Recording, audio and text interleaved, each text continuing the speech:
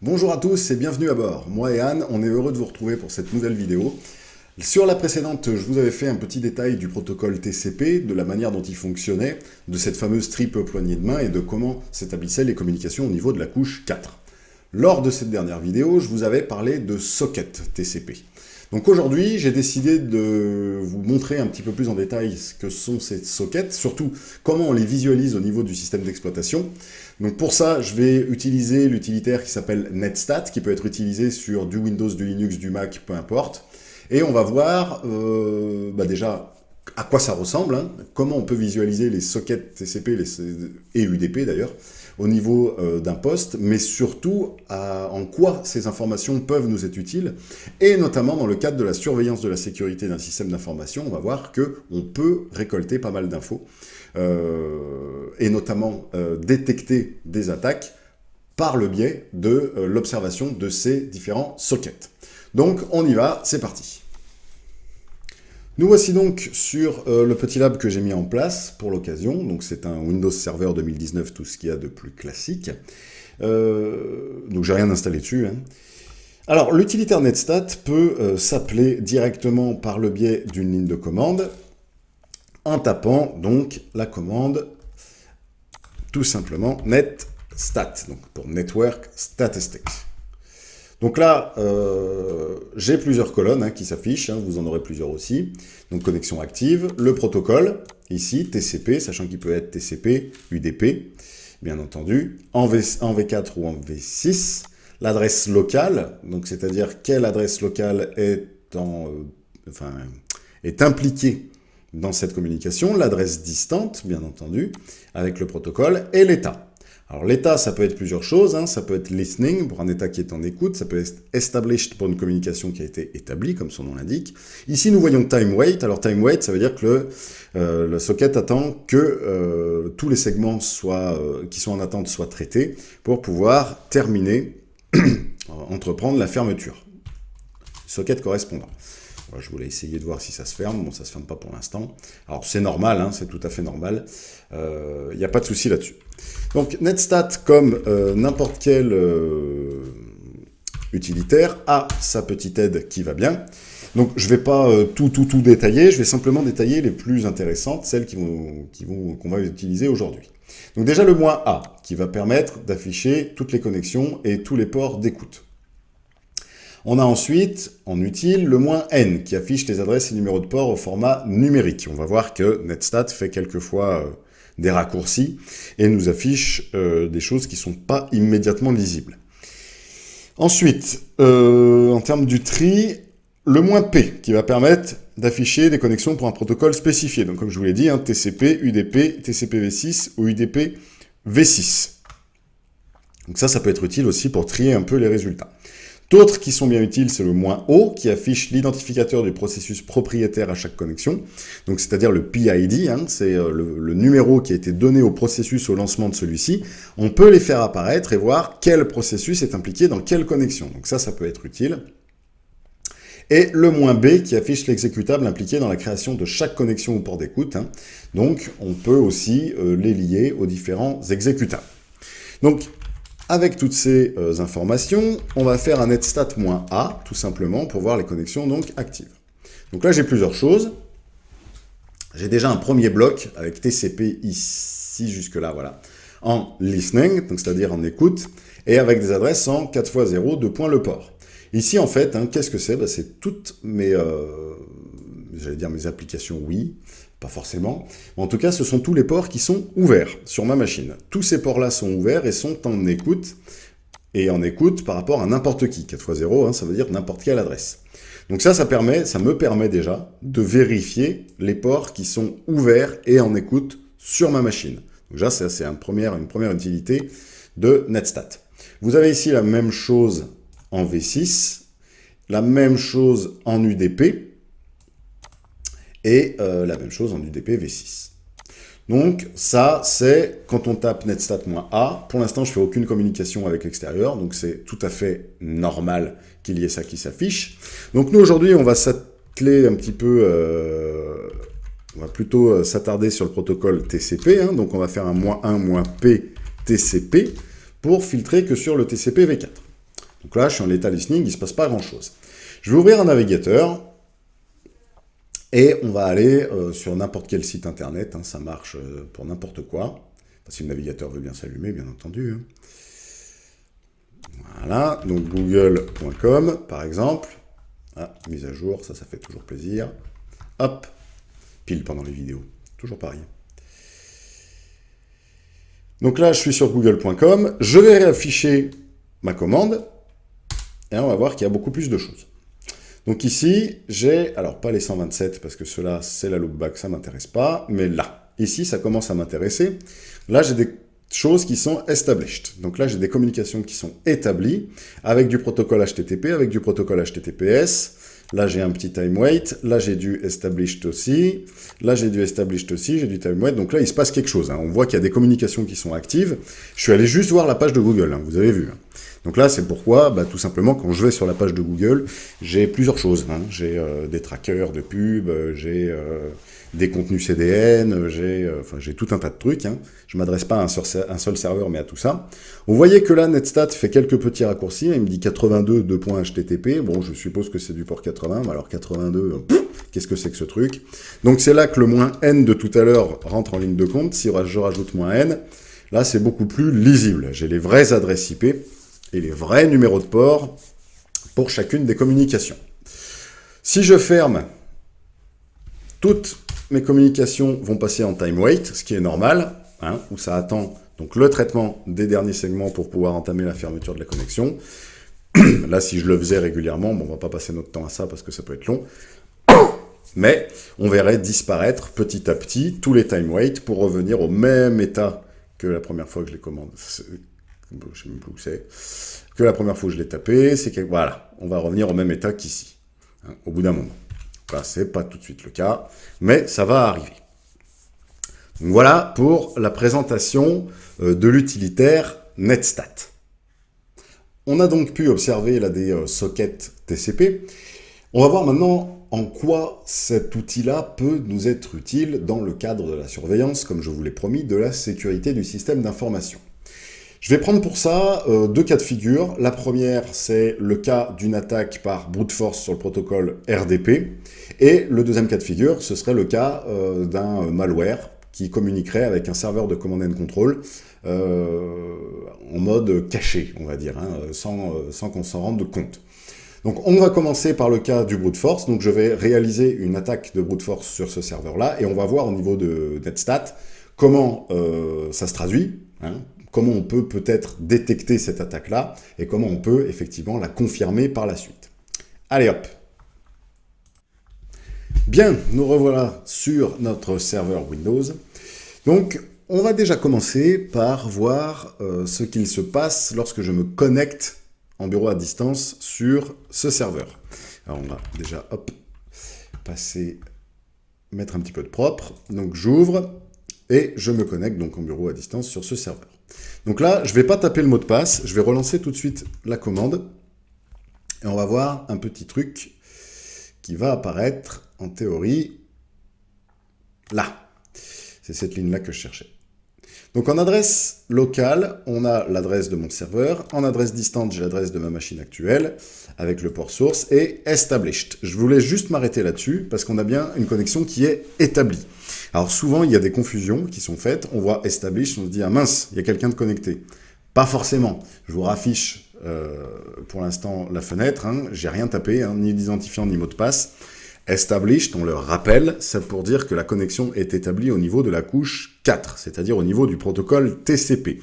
Ça veut dire qu'il y a eu l'envoi des 3 paquets qui composent la triple poignée de main, donc SYN, SYN-ACK, ACK, qui a mis en place la communication au niveau de la couche 4. Ensuite, les couches supérieures font leur boulot. En l'occurrence, ici, c'est le protocole RDP, hein, Remote Desktop Protocol, qui va me permettre de me connecter directement à la machine par le biais du bureau à distance. Donc là, je suis connecté. Le temps que ça s'allume, impeccable. Donc on peut le voir, ma connexion est toujours ici et ici, et elle est toujours en established, parce que bien évidemment, ça n'a pas changé au niveau de la couche 4, la communication est toujours établie. Donc voilà ce qui se passe quand on se connecte en bureau à distance. On reconnaît bien le port du bureau à distance. Alors bien entendu, si vous l'avez changé, hein, ce ne sera pas celui-là. Mais en tout cas, vous arriverez à le reconnaître au niveau des adresses locales, hein, parce que c'est bien un port qui est en écoute, on l'a vu ici. Et là, ça me dit bien que quelqu'un, en tout cas, est en train de toquer à la porte de ce port pour pouvoir rentrer. Donc ça, c'est pour la connexion classique. Alors je vais refermer, hein, parce que sinon je vais avoir des petits soucis. Hop, on va se reconnecter directement. Et on va lancer, à partir d'un Kali Linux, une attaque de brute force pour voir à quoi ça ressemble au niveau des connexions TCP. Alors, je vais chercher mon petit Kali Linux, qui est là. Coucou. Et je vais aller utiliser... Alors, je vais vérifier que ce soit en place parce qu'il est tout frais, ce Kali. Hydra, yes, il est en place. Alors je vais agrandir un petit peu, hop, on va relancer. Donc Hydra, hein, qui est un utilitaire qui permet de faire des attaques par dictionnaire, hein, c'est-à-dire qu'on va se servir de différents dictionnaires pour pouvoir attaquer une cible. Donc je vais utiliser Hydra pour pouvoir attaquer, hop, mon petit Windows qu'il y a là-bas derrière. Donc Hydra, comment ça marche? Ah bah là, c'est parfait, dans l'aide il y a l'exemple, hein, hop. Le "-l" pour l'utilisateur, le "-l" majuscule, ici, pour une liste d'utilisateurs, le "-p" pour un mot de passe, le "-p" majuscule pour une liste de mots de passe, le chemin vers la liste de mots de passe, et ensuite, sous la forme d'une URL, hein, le protocole de // l'adresse IP de la machine. Donc, on va lancer l'attaque. Alors, donc, je vais utiliser donc, un dictionnaire de nom d'utilisateur et un dictionnaire de mots de passe. Alors, il faut savoir que sur Kali est fourni naturellement dans /usr/ share et word list. Bon, c'est déjà écrit. Share et word list. Vous avez plusieurs listes et notamment dans le dossier seclist, vous avez donc password et username. Donc on va aller, je vais utiliser ces listes-là. Donc Hydra -L majuscule pour la liste des noms d'utilisateurs, usr, share, word list, seclist, username, on va prendre les commandes. Il n'y a pas d'autres commandes. Top username. Oui, bah c'est bien top username. Allez. Top username, -P majuscule, et là on va chercher usr, share, wordlist, seclist, passwords, et on va prendre les Richelieu, en French, top 2000, ça suffit, il n'y a pas de souci. Hop, alors attendez, parce que j'ai un peu dépassé, voilà. Et là, je vais venir donc préciser rdp : / et mon 172.26.116. 16.12. Je rajoute -V majuscule, comme ça on va voir un petit peu ce qui se passe, et je lance. Donc là, il y va, hein. Il essaye avec le login root et avec tous ces mots de passe-là. Donc ici, hein, il ne se passe rien, hein. Windows, de toute façon, de base, pas de protection, là, tout va bien.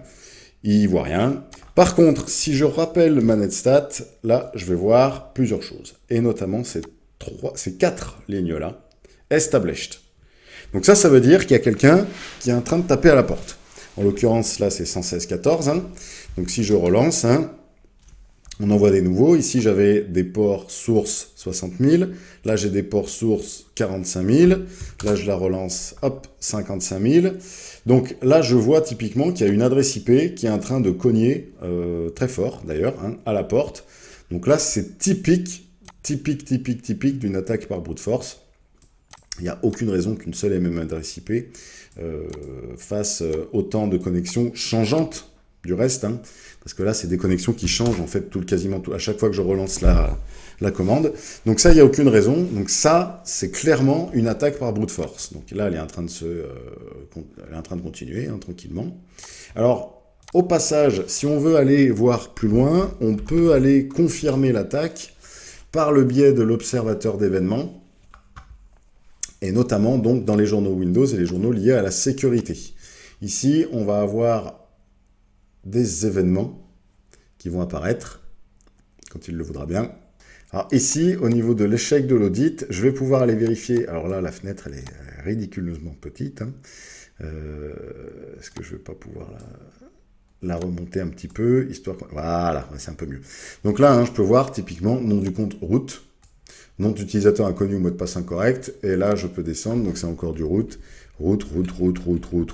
On a une question de temporalité. Hein, donc ici, on a 1, 2, 3, 4, 5, 6, 7, 8, 9, 10, 11, 12, 13, 14, 15... 15. On a 15 tentatives avec le même nom d'utilisateur. On a vu que c'était la même IP. Donc là, il n'y a pas de doute. Hein, il s'agit d'une attaque par brute force. Donc ça, c'est l'exemple de l'utilisation de Netstat pour détecter ce type d'attaque-là. Bon, je vais arrêter mon attaque. Hein. Vous avez bien compris que le but ici, c'était pas que mon attaque réussisse. Hein, c'était simplement pour vous démontrer comment ça se traduisait au niveau d'un Netstat. Voilà, on est revenu à la normale. Il n'y a pas de souci. Donc ça, voici pour cette première démonstration, donc liée à la détection d'une attaque de brute force.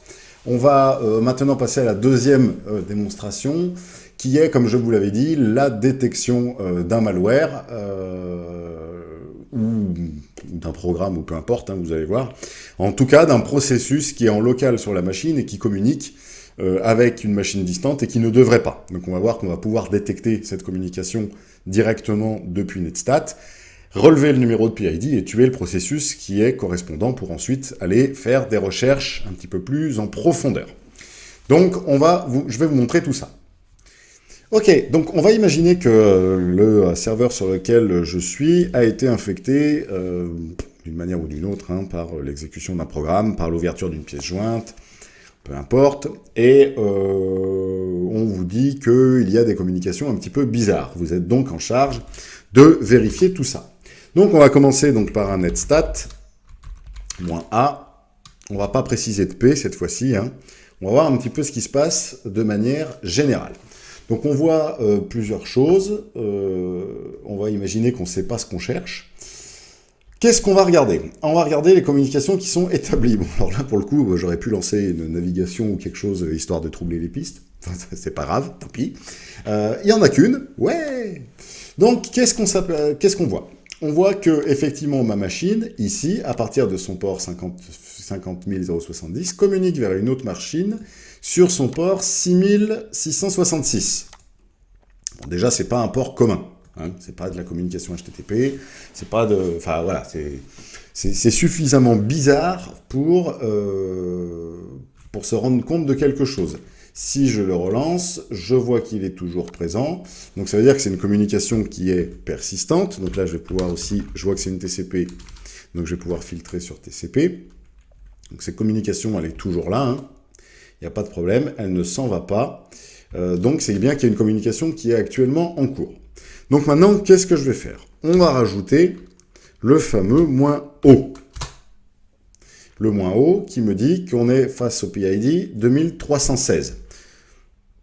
On peut essayer avec le -B, qui me dit en plus, alors je vais agrandir parce que là c'est pourri, si je fais ça, est-ce que ça me fait en une seule ligne? Ça me le dit pas en une seule ligne. Bon, c'est pas grave. Bon, impossible d'obtenir les informations de propriétaire, mais... on me dit que c'est PowerShell.exe. Bon, alors là, ça pue, hein. Un truc en PowerShell qui fait une communication vers l'extérieur sur un port qu'on ne connaît pas, ça pue. Donc, on va rappeler la -O, déjà, et on va aller voir ce fameux PID, là, 2316, donc gestionnaire de tâches. Donc là, il y a déjà un PowerShell, hein, mais c'est ma fenêtre qui est en dessous. Non, c'est pas celui-là qui nous intéresse, nous. On va aller voir dans les détails, et donc, le PID, on a dit... je vais y arriver, 2316. Donc, il est quelque part par là. Voilà. Donc, ici, un PID 2316. On sait qu'il y a encore des exécutions, que visiblement, il utilise en plus le nom de l'utilisateur administrateur. Hein. On va pouvoir aller dans les propriétés. Bon, ça nous donne quelques petites infos sur les détails.